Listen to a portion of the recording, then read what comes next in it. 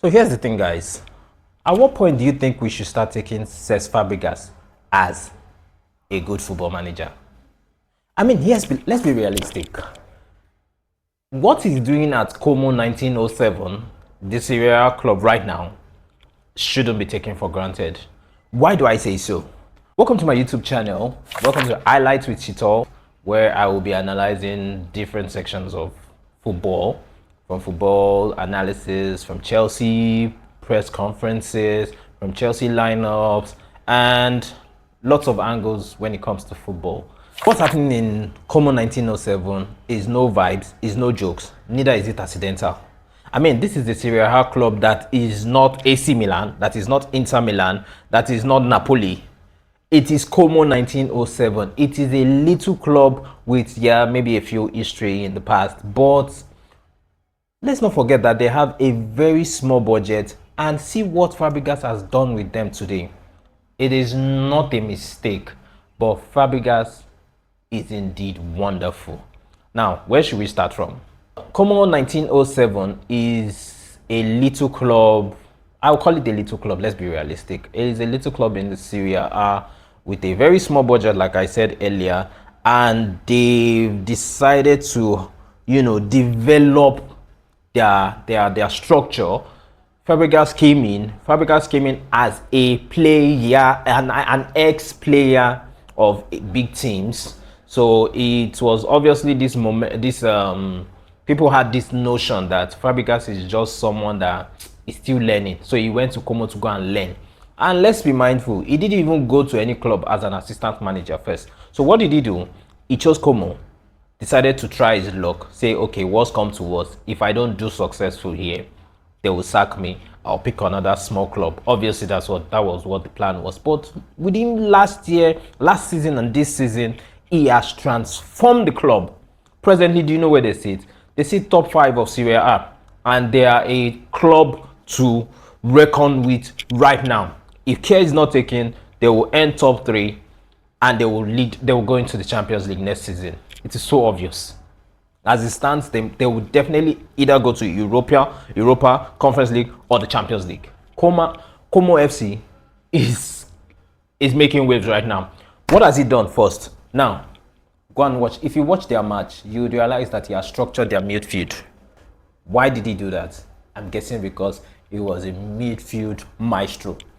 He has structured their midfield in such a way that other clubs now find it hard to penetrate them. And that's one thing about football clubs. Players, if you can develop your midfield to be very strong, just like Chelsea. If Fernandes, Andre Santos, Caicedo are well compacted, Chelsea's midfield is very strong. Now, I'm using it into Como as well.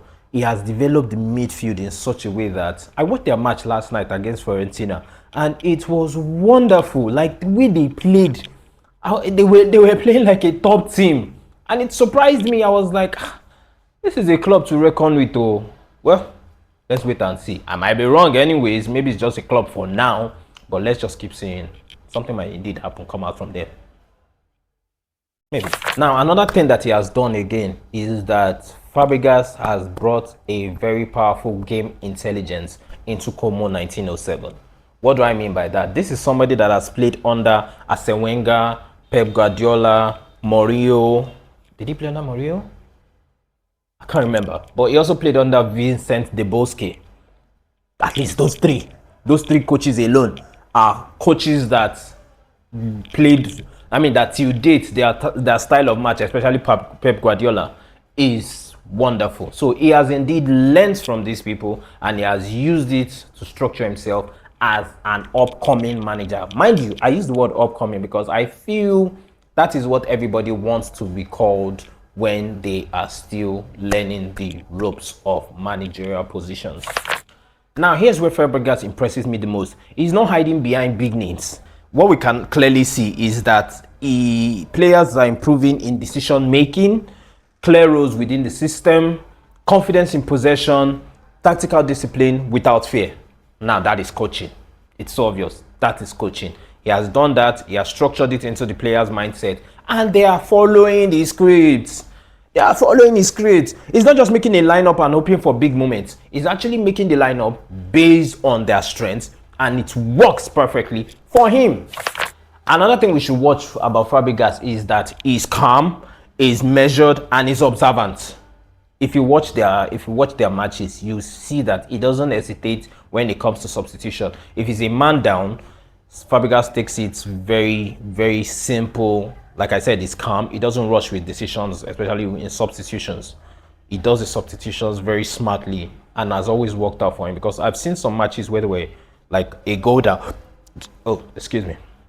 They were like a goal down, and Fabregas came out with, he came out second half with top, I can't remember the team now, but he came out with substitutions and he ended up winning that match. And it was so crazy because they were not, this was even like a list match, because most of their matches, they actually they lead possessions in most of their matches. But he did very well in this match, and it worked out for him because he knew what he wanted to do. And that kind of composure is very rare in young players, in young emerging players. Yeah, obviously. Now let's address the elephants in the room. I know there's a bias about ex-players becoming manager.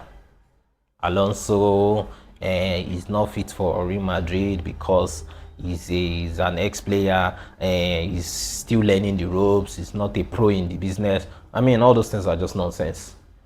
All these young ex-players that are now going into managerial positions, they are bringing their own style, and they're bringing some of the things they learned from the big coaches that nurtured them while they were footballers.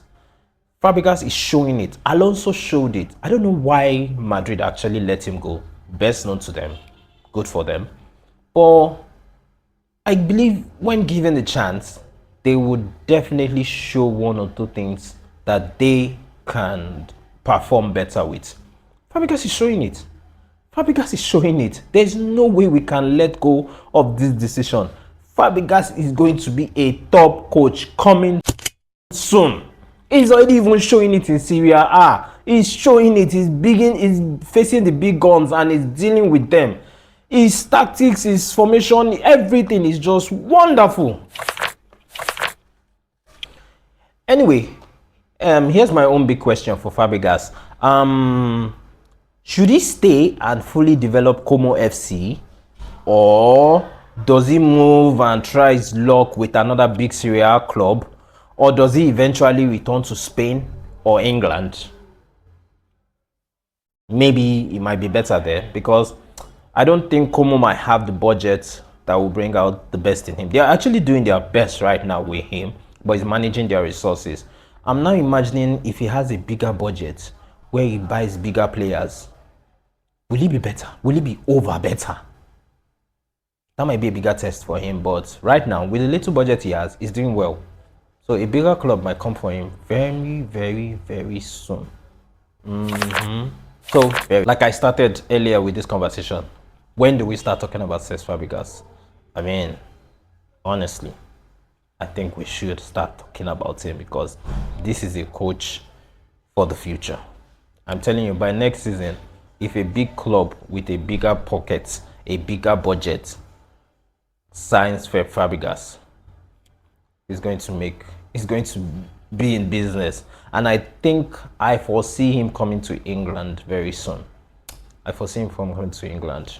Don't be surprised. Man U, if you carry him, Man U might just decide to snap him. That's if they don't retain Michael Carrick, which for me is actually even doing something good in Man United presently. So something good might come out of it. Let's just wait and see. So, but anyways, let me know in the comment section, what do you feel about Cesc Fàbregas? How do you feel about his tactics? How do you feel about his managerial positions right now? Is he someone for the future? Is he overhyped? Is he less hyped?